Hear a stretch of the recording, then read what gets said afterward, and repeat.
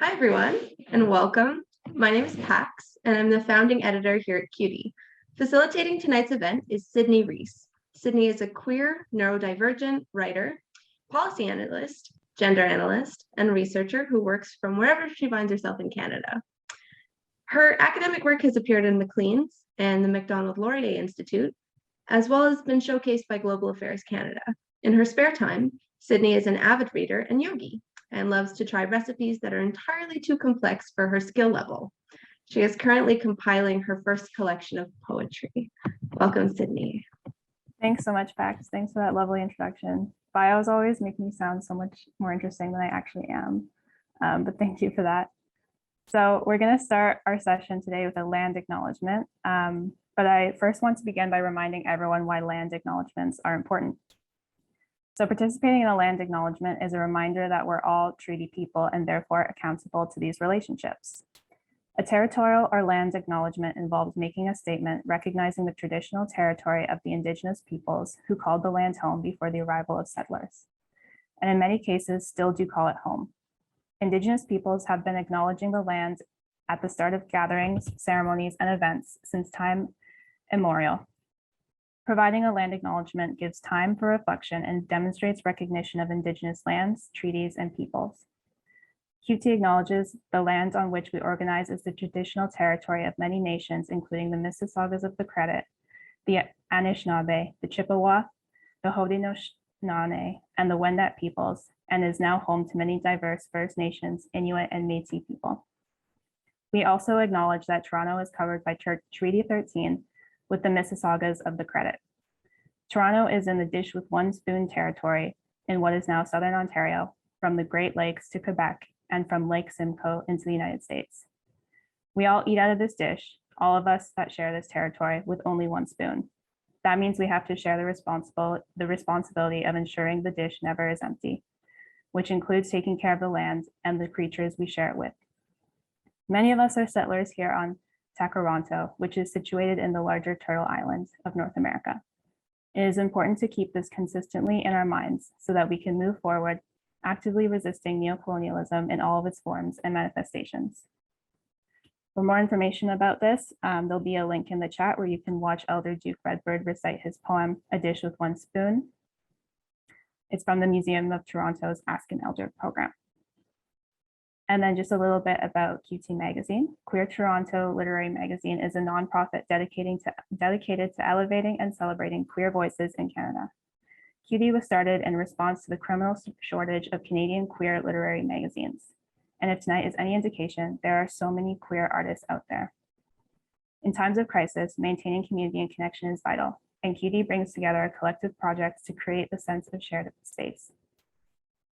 We celebrate the arts queer individuals make for ourselves and for each other. In this specific issue, defining queer liberation, and the one that we'll be showcasing tonight, we seek to address the generational gap in the queer community. To help bridge this gap and build intergenerational solidarity, we sought the perspectives of young people and elders alike.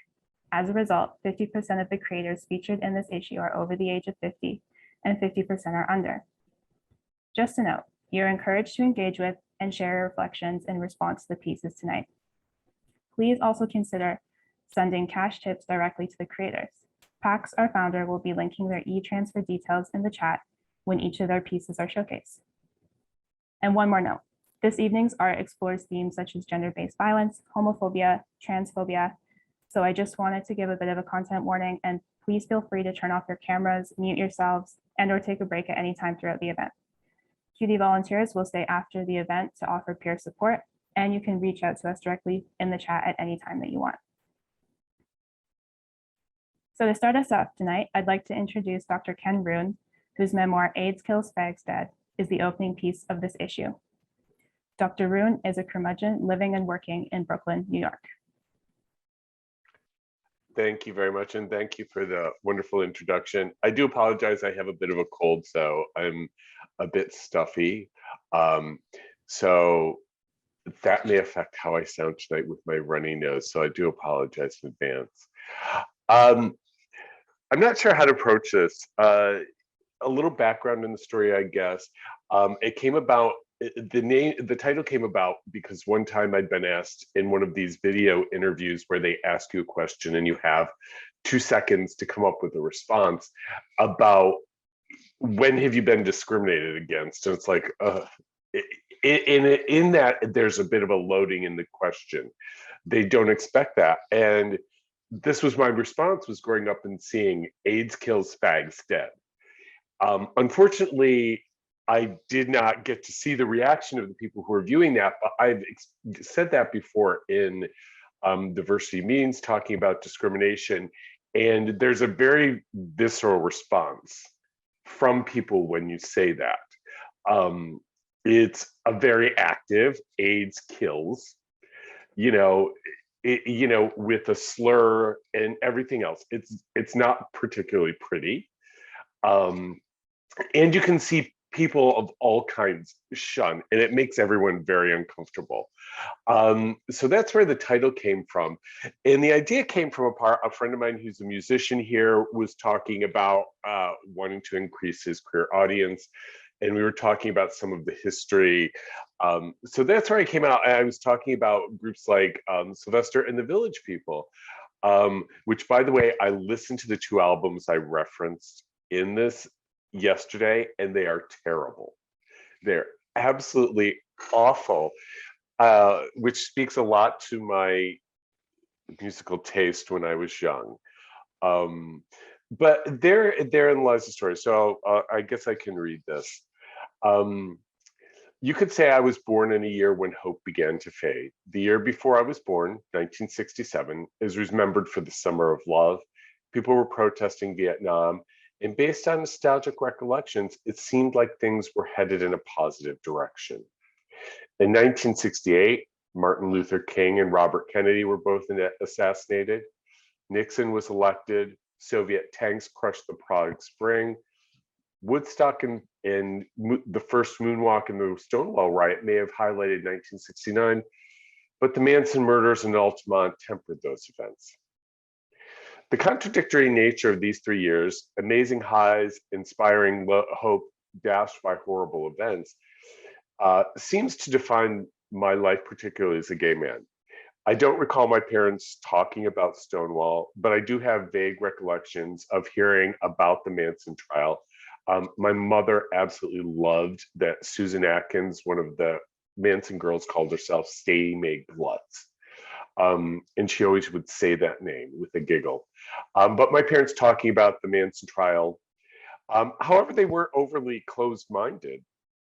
At the dinner table when I was in 4th grade, and that was about 1977, 78, I explained that the differences between gays and lesbians. Gaybies like other boys, lesbians like other girls. I said apropos of nothing. I can't even imagine what we were talking about at the dinner table when that happened. I can only imagine the conversation my parents had later that night. I'm quite sure that they were certain I was gay. In retrospect, how I believed anyone ever thought I was straight is beyond my comprehension. And since we lived in rural Pennsylvania, I'm also quite sure that they were concerned. For my 12th birthday, I received 3 records, the Saturday Night Fever soundtrack, which, by the way, that is really good and does hold up. Macho Man and Cruising by the Village People. Again, look at the covers of those albums. And again, it's a mystery how I ever thought people thought I was straight. Of the 3, the Village People records were my favorite. I listened to the records, missing all of Double Entendres, but the covers of Macho Man and Cruisin' were more exciting than the cache of Playboys and Penthouses I'd found underneath my brother's bed. The hours I spent in my room trying to decide which of them was the hottest, by the way, it was a construction worker on top of the Cruisin' album, in case you're wondering. Adam West's Batman may have made me gay, but it was the Village People who welcomed me into manhood. 2 of my strongest memories from 5th and 6th grade concern the Village People.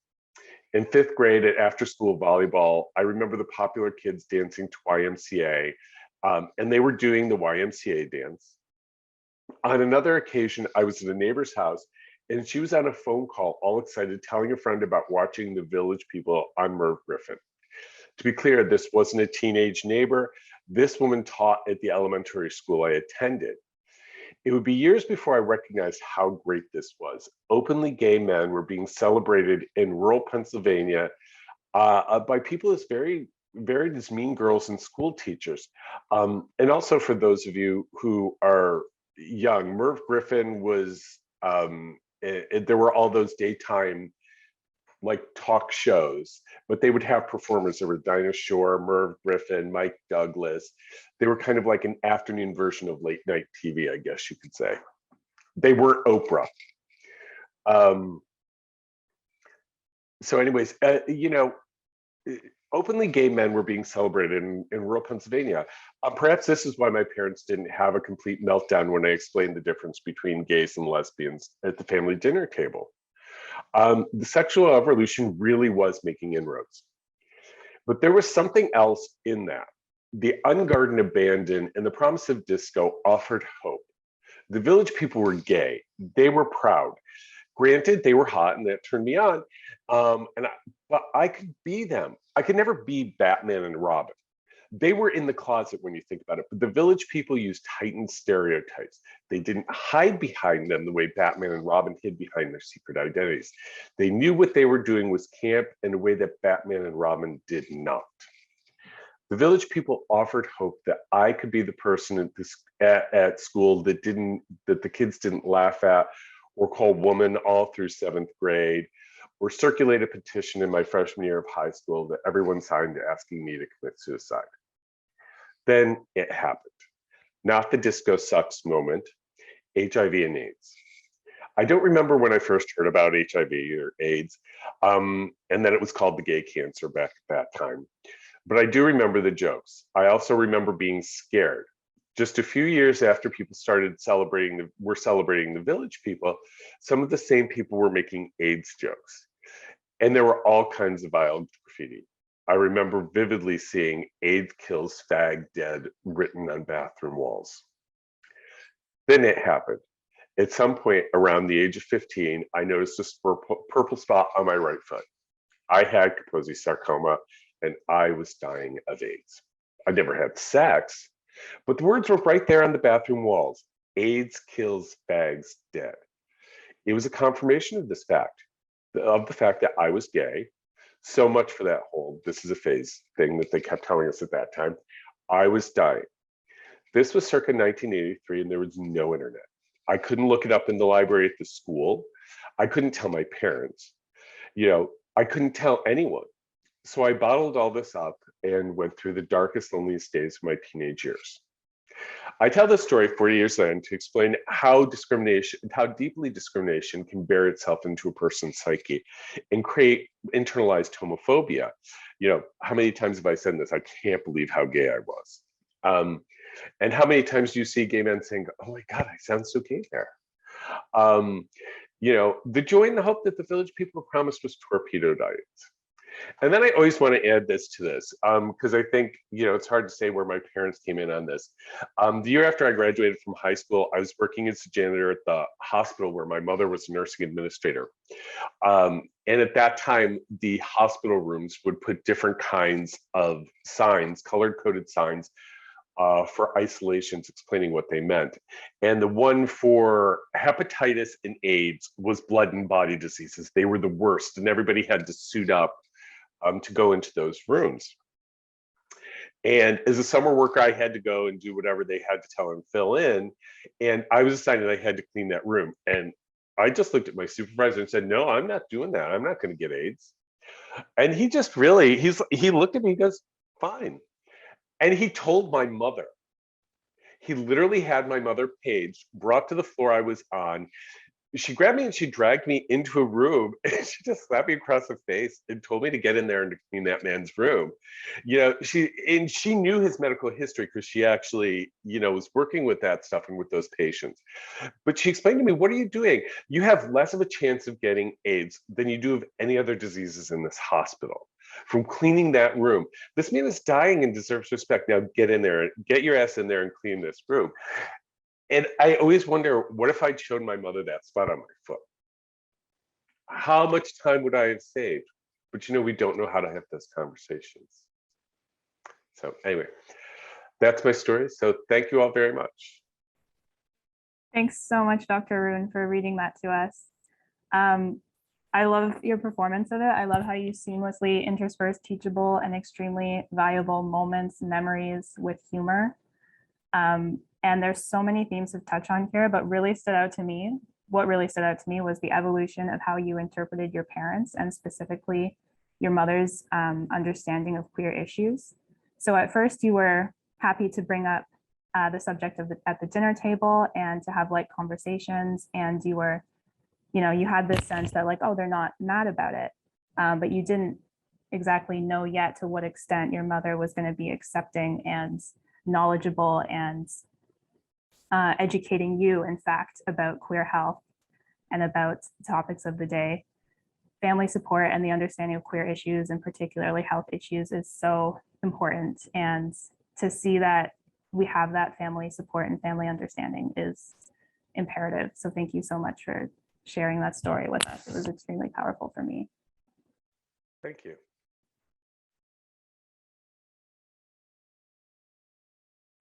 I also just want to invite comments from everyone else on Dr. Roon's piece as well.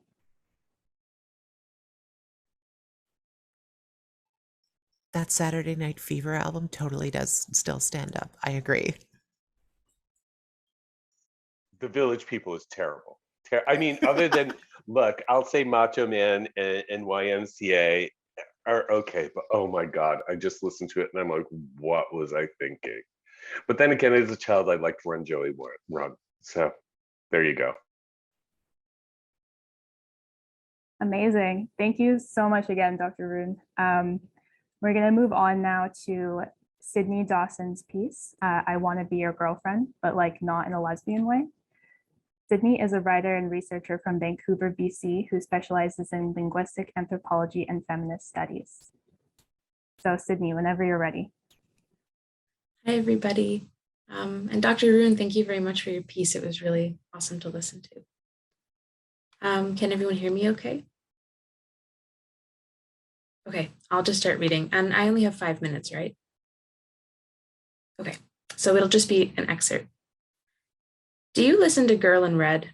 If you've been on the queer side of the internet in the last year, you may have come across this tongue-in-cheek question. The phrase, which has been furtively co-opted to ask someone if they're a queer woman, references the discography of popular artist Marie Ulven, whose songs I Want to Be Your Girlfriend and Girls sprung into popularity in LGBTQ+ music circles in recent years. While her music and new reputation as a queer musical figure has become a modern counterpart to Are You a Friend of Dorothy, it might come as a surprise to listeners that Ulven has described the word lesbian as literally her least favorite word in the entire world. Wow, it's a bit harsh for someone whose fan base is considerably populated by individuals identifying with that same word, don't you think? While this rejection of the word and identity may spark criticisms that Ulven is biting the hand that feeds her, it might be enlightening to examine why she holds that term, lesbian, in such low esteem, because she's certainly not alone. In fact, Stevenson reports that among women-loving women communities, individuals were significantly more inclined to identify themselves with the word gay than lesbian, due to perceptions that the word triggered feelings of disgust. Not only that, but Diamond's 2015 study of relinquishing lesbian identity found that more than half the participants surveyed identified fully with the term gay women, but found no resonance in the label of lesbian. Why is this? While identity labels are deeply personal and complex issues in and of themselves, and words like gay can offer a more comfortable sort of ambiguity, linguist Robin Lakoff noted that stigmatized populations are not only shaped by the way general language use treats them, but also the way that they're taught to use language self-referentially. In short, when the word lesbian is used with disdain in heteropatriarchal society, queer folks may simultaneously be reinforcing this through internalization. But let's take a step back. What exactly are these negative connotations, and why do they exist? The stereotypes and stigma attached to the word lesbian are a product of homophobic culture. For these reasons, it's been recognizable for many as a dirty word. Being called a lesbian, or if you favor 2000s era teen movies, a lesbo, by another person can carry many implications. For instance, the word has connotations ranging from excessive masculinity, hypersexuality, militancy, or even unfitness to parent. In media, we've grown used to seeing lesbians flattened by unflattering tropes, the predatory lesbian preying on vulnerable straight women in the change room, the luscious lesbian made to be straight-coded and consumable by the male gaze, or even the constantly referenced lesbian phase. Homogenizing negative stereotypes persist even within the LGBT community, as lesbian has been sourly associated with trans-exclusive feminist ideology, assimilationist politics, and misandry, among others. Essentially, no matter where you look, you're more likely to see lesbian hinted at as a loaded word, a taboo, or even a straight-up insult. So we can acknowledge that lesbian carries a stigmatized weight, and in fact, we should address this negativity. But what does it have to do with not using the word? After all, our community has been famously successful for transgressing word taboos and reclaiming language, see queer, fruity, dyke, etc. But there's something profoundly sad in a plain language identity term being avoided almost as if it were a slur. In linguistics, this stigma represents a trend of semantico-pragmatic avoidance. Basically, the cultural context of homophobia has made people want to avoid this particular word because it's come to represent not just a definition, but an unpleasant cultural archetype. Ismail and Ahmed summarize the notion nicely. The unsaid or the unspeakable or the undone are connotatively bad, dirty, unacceptable, unpreferable, unpleasant, fearful, and more. By socializing these taboos, this linguistic act ultimately compounds the desire to keep a negative object unspoken. So in the case of lesbian, the stigma surrounding the word is powerful enough to make it a taboo, and to create an understanding in the minds of speakers that using the word will act as a sort of contagion. If they use the word, especially in reference to themselves, they risk taking upon them all of the unpleasant and homophobic stereotypes that have been built into the term. That's my little excerpt. Thank you so much, Sydney. For me, this was such an eye-opening piece when I read it, because I had to take a good look at myself and reflect on the reasons why I use the terms that I do to describe myself as a queer person. I identify most strongly with the word bisexual, if I'm getting specific. But when I'm not using that term, I'm more apt to refer to myself as gay and rather than lesbian in a pinch. And I always sort of wondered why that was the case, because it's actually less accurate, like if I want to be very specific. And it was going to one side of the spectrum. And as you indicated, it's very likely due to the associations that I'd learned growing up that were around the word lesbian. And it's going to be like a process to unlearn those and kind of look at like, actually, this is a word that I might want to adopt for myself too. So thank you. It was actually something I'd never thought about so much. Thank you. I will comment that I find it interesting that you choose the word gay, because I absolutely despise the word gay. I will use it, but I absolutely hate it. Absolutely cannot stand it. It reminds me of that 1920s stereotypical gay slurish, what you would see in the movies. So I find it interesting in the sense that I will use it because it's, there aren't a lot of options. But yeah, I just find it, so I found that very interesting in that sense. Yeah, that is interesting, Ken. Maybe there's like kind of, it's cyclical of what terms are disparaged in the media or what we take in. And maybe there is like a generational divide in that as well. And just like the nuances that terms might take on and how it makes us feel. So that is interesting to know, actually. Thanks for that. Yeah, and I think that even reflects in the name of this journal, Queer Toronto, which I'm sure a lot of you have heard. Queer elders, maybe I shouldn't call them queer elders because they often bristle at that term, whereas it's kind of being reclaimed by a modern generation.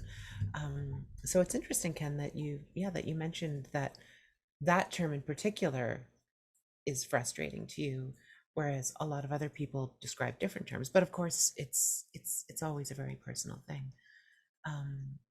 But I vibed with what you were saying as well, Sydney, with regards to the idea of lesbian being, I don't want to say a dirty word, but like it sometimes comes with this connotation of, like you said, being trans exclusionary and reactionary and assimilationist. And it's a damn shame that that's the case, because the vast majority of people who describe themselves as lesbians that I know are none of those things.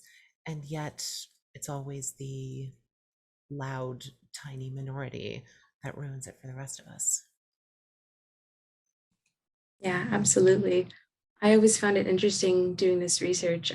This was I amended an academic paper that I had written researching this a bit, because I remember growing up, I had overwhelmingly been kind of told and coerced out of, calling myself a lesbian because it was icky or dykey or any number of things. And I thought it was kind of interesting researching it that from a heterosexist standpoint, people don't like the word lesbian because they think it's like mannish and shrieking and, has all these negative stereotypes. But from within the community, there's this whole other complex political conversation about what lesbians come to signify. I think it's really, unfortunate that it's being, taken away from so many people. Or semantical pragmatic avoidance is basically a fancy way of saying euphemism. So it's interesting, sort of what Ken was saying about how there's not that many other words. There are quite a few words in women loving women circles. That's even, in a way, one: WLW, sapphic, queer, gay. There's a ton of them to skirt around saying similar thing.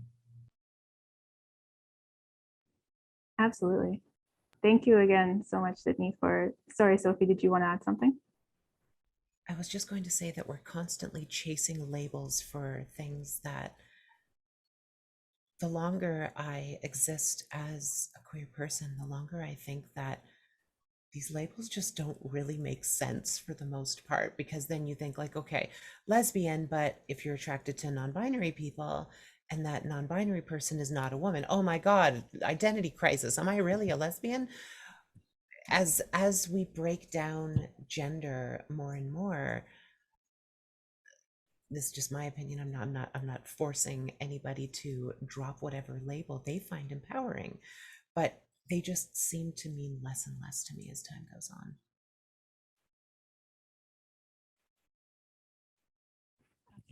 Thank you for that too, Sophie.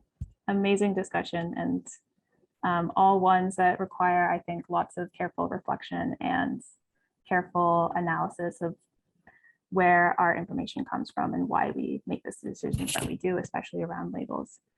Thank you again, Sydney, so much for this introspective piece. And I'm going to do a quick, I have Bisma's photo series up next, but I just want to make sure that Bisma is in the house tonight because I don't see their name here, but maybe they're under a secret other name, as sometimes happens on Zoom. So no Bisma. Okay. Bisma's photo series is in the is featured on the website. It packs in the magazine online. Perfect. So definitely take a look at those when you can.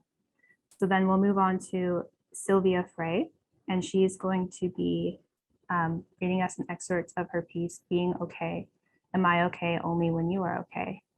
Sylvia is a writer and visual artist living and working in Toronto. She also flirts, makes love and falls in love in Toronto. These things keep her here and for some reason won't let her go. So Sylvia, we look forward to hearing your excerpt. Thank you.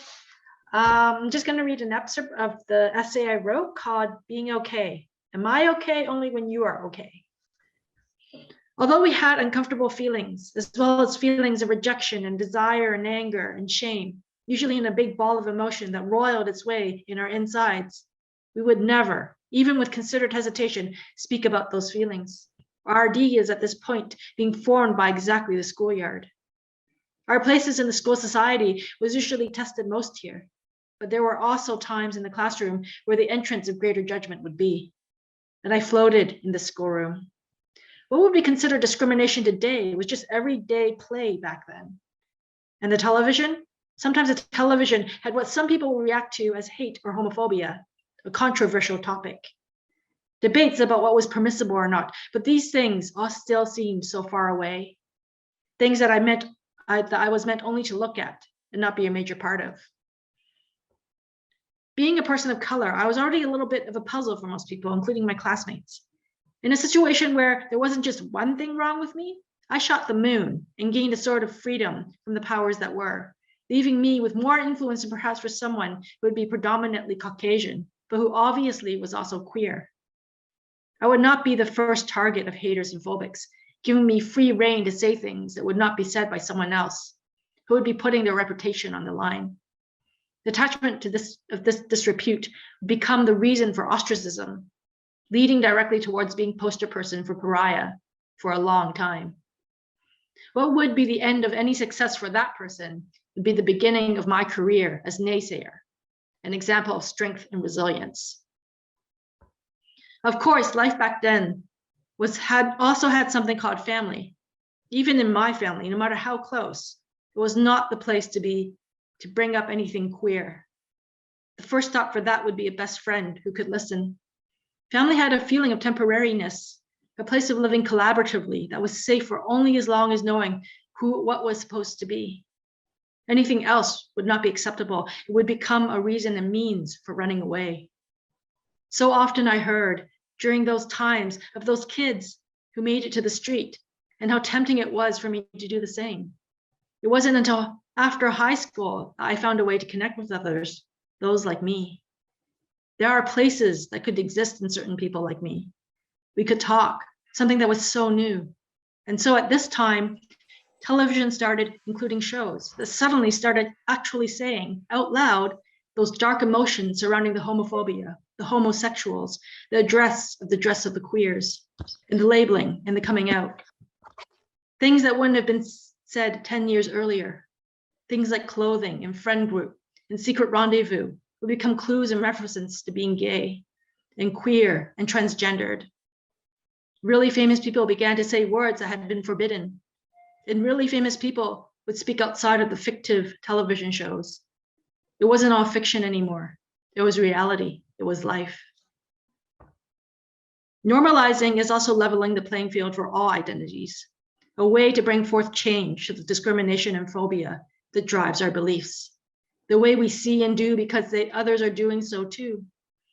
If we choose not to label, being instead generic, being people, are we limiting equality and encouraging invisibility? Choosing not to use accurate descriptive words to talk about people in order to acknowledge that we are all, at the end of the day, just being human beings. Is this masquerading as equality, in fact? By not discussing things, talking about things, addressing things on the public radar? Is making things invisible through our words allowing equality? Or do words then become more potent or less potential?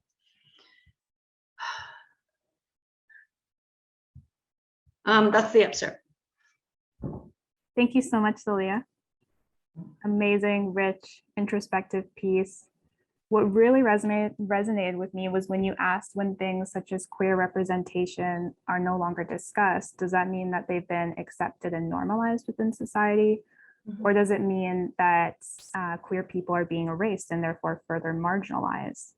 Mm-hmm. And it can be difficult to know exactly depending on context, but I ultimately agree with you when you say that queer discrimination largely happens in silence because it allows others to write the narrative on behalf of queer people. And then this often becomes steeped in stereotypes and through a heteronormative or even violent lens. So it's important to have that representation there, to have queer voices, original queer voices telling queer stories. And all of this really reiterated that for me, just like seeing this through your personal lens and how you interacted with yourself, seeing these pictures in your life and depictions, and when they came in and out of your life. So thank you again so much, Sylvia. Yeah. I was thinking about televisions in particular. We have people like Oprah and Ellen DeGeneres who stand up and at all ages watch their shows. So that's really important. And I see that as important. But other things that aren't as referred to, stuff like the Inside Out Festival in Toronto. I mean, I can't remember if it's true that during Inside Out, they go to the islands and have a big nude party, but that would be really cool. But like, it's again, how do you want to be called gay? Is that a good word or not a good word? So. Exactly. And what are the different ways, like you referred to Inside Out, that you would want to celebrate that? Like it's going to be different from each queer person's perspective too. Yeah. And by the way, yeah, the Inside Out party sounds like a lot of fun. And I think that's something a way that I'd want to celebrate. Yeah. Thank you. I think we have a message here in the chat from Tracy. Oh, she's running off. Thank you for coming by, Tracy. Have a great evening. Cool. And I just want to invite any other comments for Sylvia.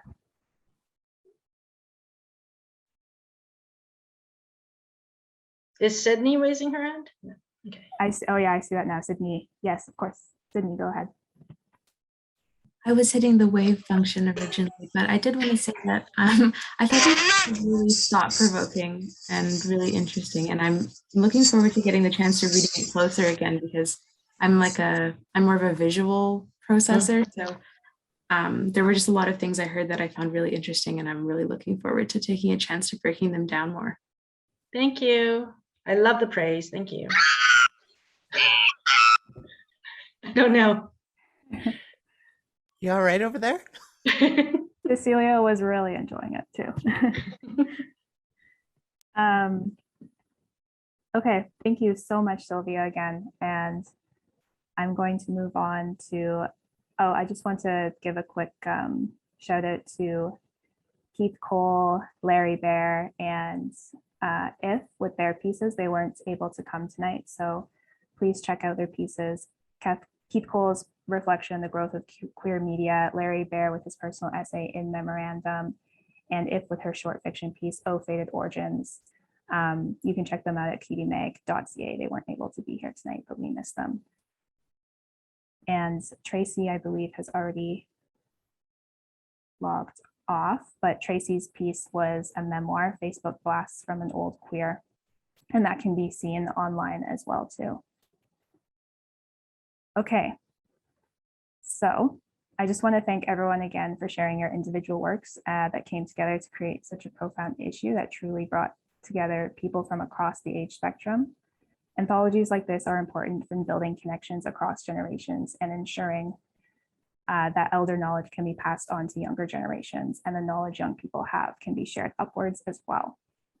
So at this point, we've invited some special guests this evening who have also appeared in QT during November. The following artists and writers were featured in the gallery. In case you're not familiar, the gallery is a space for the incredible, strange, provocative, and confrontational pieces that don't fit into a particular issue theme. Submissions here are accepted on a rolling basis. So to start out our expose of the gallery pieces this week, I'm going to be reading a poem from Ranjit Shivaraman titled The Unsolved Problem. So just very quickly, Ranjit Shivaraman is an upcoming poet from Kerala, a beautiful state in India. His poems merge natural imagery, human emotions, and human psychology into a gorgeous tapestry. Shivaraman's English poems are published in international literary magazines and journals from various locations across North America and Europe. Shivaraman was also a finalist in the Voice of Peace Anthology Competition 2021, organized by the League of Poets. So now I will read Ranjit's piece, Unsolved Problem.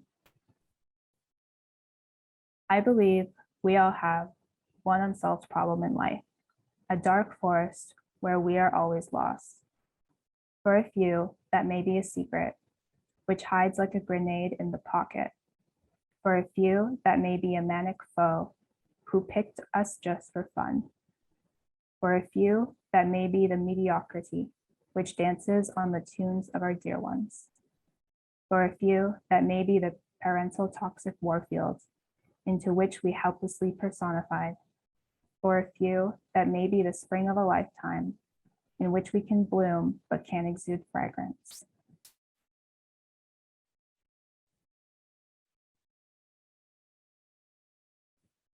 and that is Ranjit's poem. Ranjit, I know that you are not here tonight, but thank you so much for allowing me to read this poem of yours.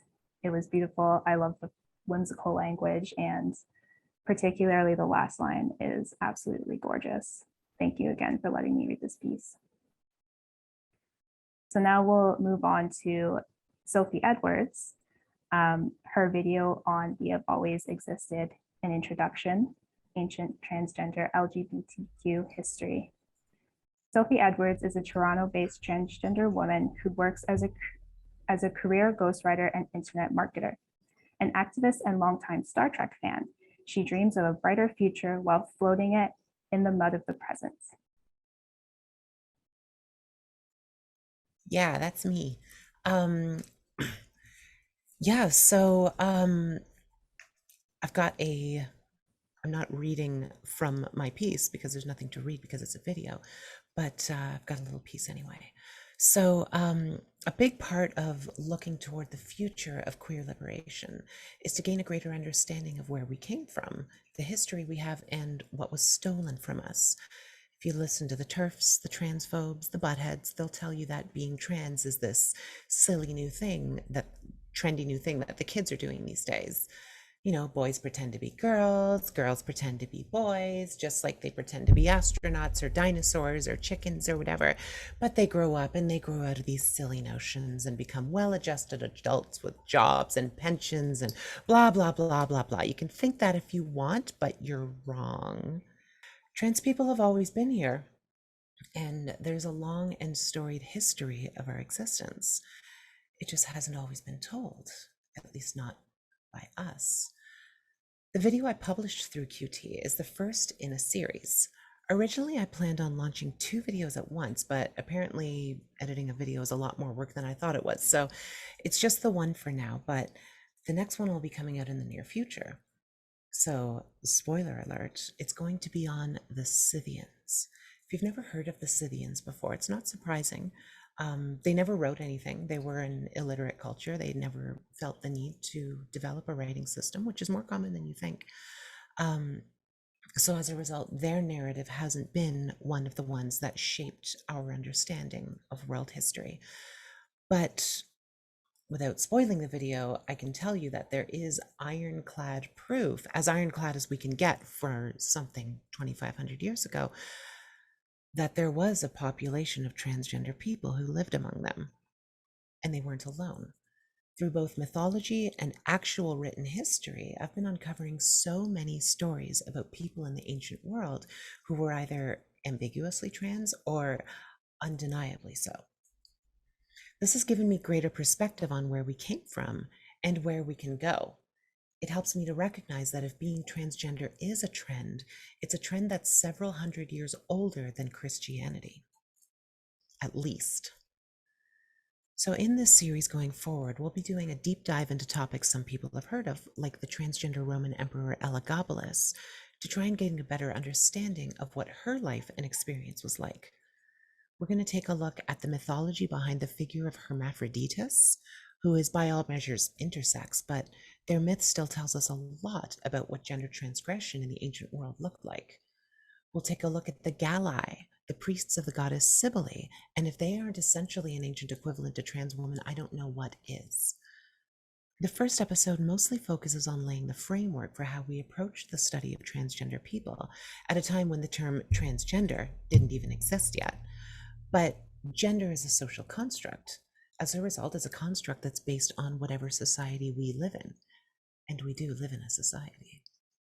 The ancients lived in a society too, so the way they transgressed gender roles reflected their society as well. Learning about this stuff gives me a sense of hope. We have always existed, and so long as there are humans around, we will always exist. Thank you for that preview, Sophie. I watched the entire video and I have to say you really nail the whole learning but make it enjoyable vibe. I came to learn more about transgender history and I definitely stayed for the transgender history, but also the sarcastic humor that accompanied it was so enjoyable, so much fun. What really kind of piqued my interest was the role of prudishness in erasing trans history That was particularly fascinating to me. Of course, that makes sense logically, but to see it and how it actually played out like systematically and so insidiously, it just demonstrated perfectly how much valuable knowledge is lost when history is written, interpreted, and then gatekept by one group only, particularly if that group is like not into anything at all and super prudish. So I'm really looking forward to the next one, and awesome video series. I'm going to give you a follow on YouTube too. I haven't done that yet because I'm never on YouTube, but I'm definitely looking out for these. Thank you, Sophie. Thank you. Yes, we are all slaves to the algorithm. So like, comment, subscribe, all that good stuff. Absolutely. Thank you.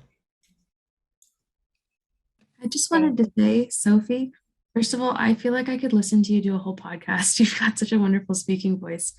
And I also wanted to say, I thought it was so interesting how you were talking about the way that we would see it sort of as a phase, that's a new thing. And I think that's so interesting because while I think it's amazing that you were talking about different instances that aren't documented in written culture so thoroughly as some that might come to mind, like the well of loneliness and that sort of stuff. I think it's really interesting because I think when we look back and we try to explain to people, like queer people and trans people have been here, they will then accuse us of like rewriting or cherry picking history how we would like to. Sometimes it feels like there's no way to win in those conversations. So I thought it was really amazing listening to you list off so many people I hadn't heard of and so many contexts that were new to me. I'm really looking forward to watching the rest of your video. Thank you. Thank you. I do have a bunch of audiobook readings on my YouTube channel as well. So if you want to hear more of my voice, you're welcome to. But to touch on something you just said about how there's no way to win in those conversations, I agree. And I really don't care about TERFs and their big idiotic opinions.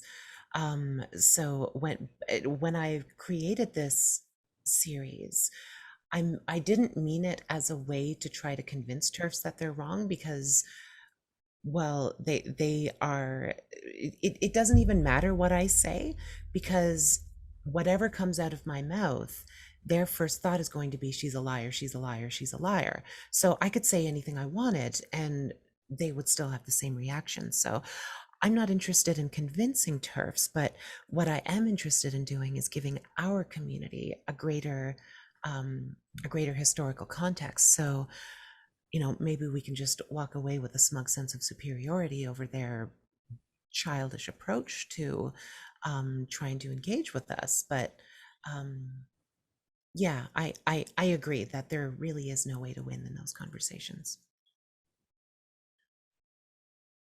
And just having the information there and presented it to us in such a great way, Sophie, it is very invaluable to have that knowledge and that history available to the queer community because of it's just knowledge that isn't popularized and that we're not necessarily taught in school and is like clouded in so much erasure that it's really good work to have it out there and available and truthful and ready to learn from. So thank you again so much for sharing that with us.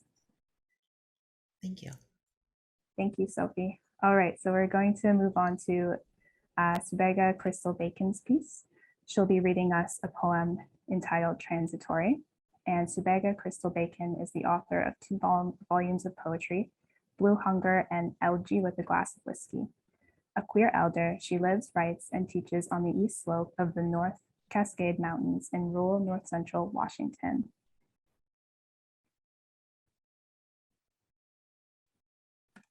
Thanks, Sydney.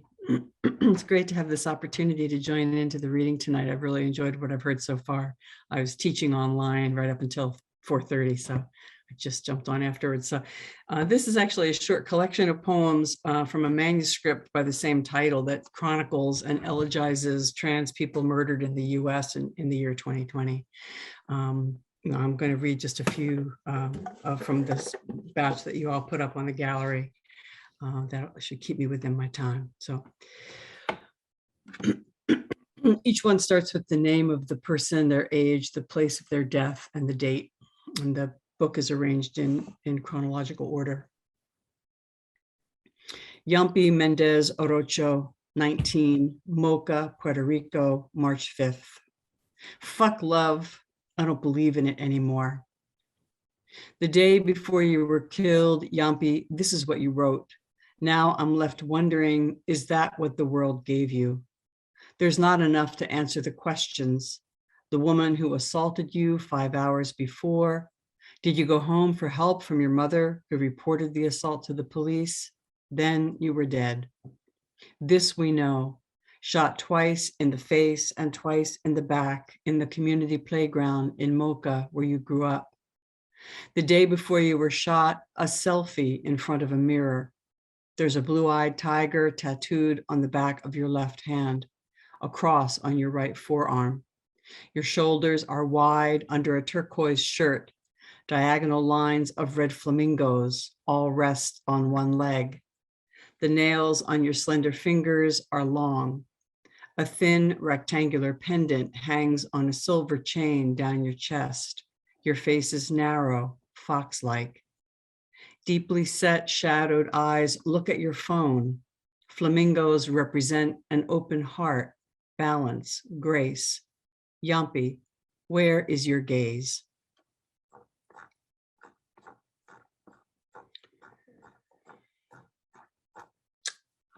Johanna Metzger, 25, Baltimore, Maryland, April 11th. Jo was not attacked because of who she was. She was not the target. Wrong time, wrong place.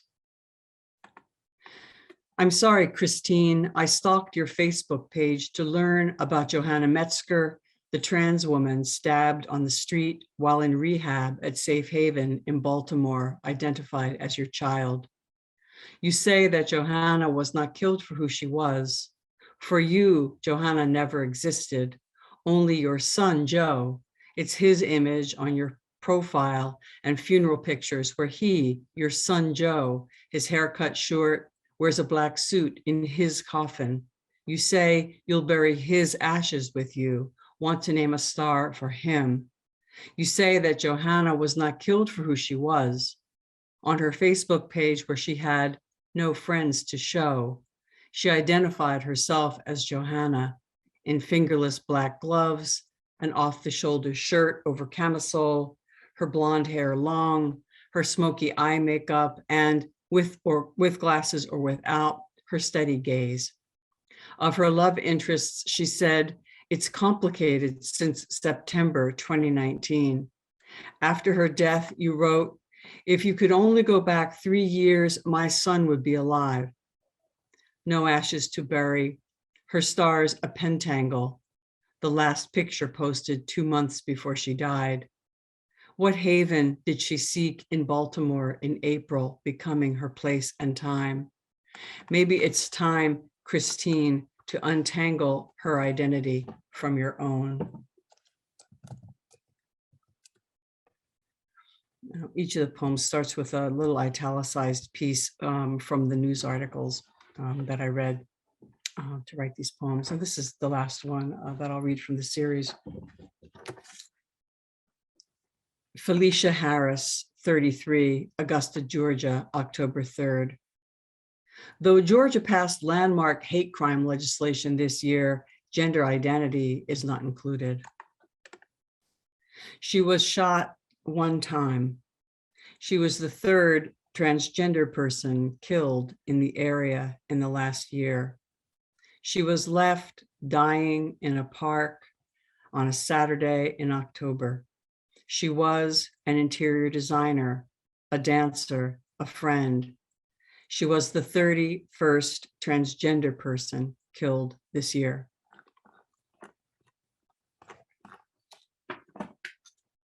Thank you. Thank you, Subhaga, for reading and sharing this piece with us. I just want to take a moment now for everyone to take a moment of silence and sit with what they heard. Please turn off your cameras if need be.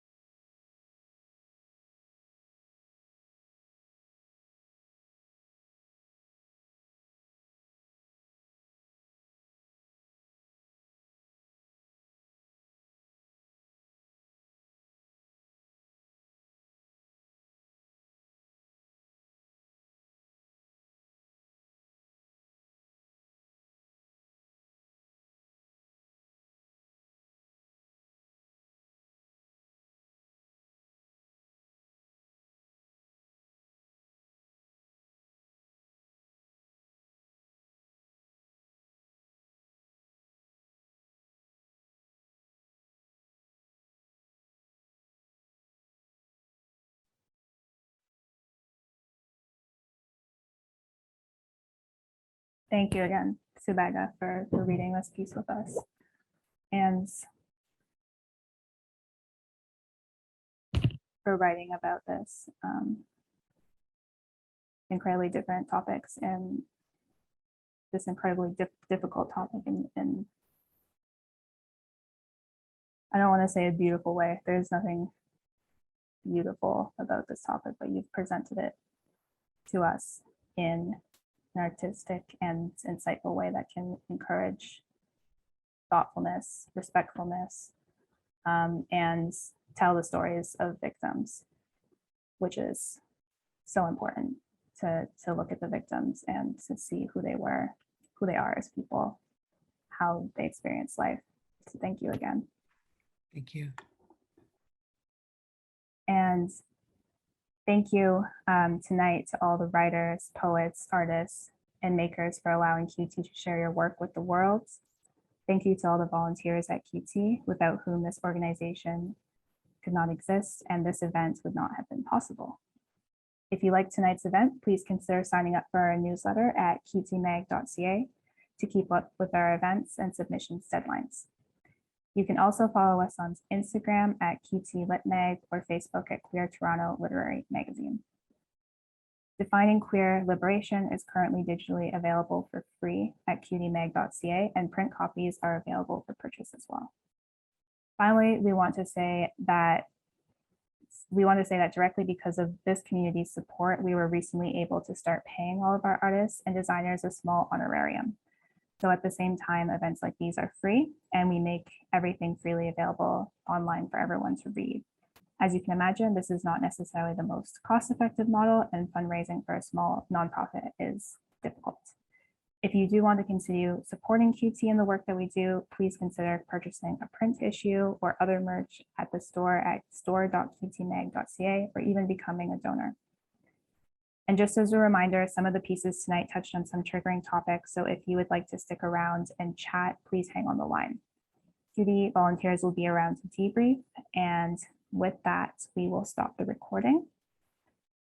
And thank you so much again, everyone. I wish you a great night.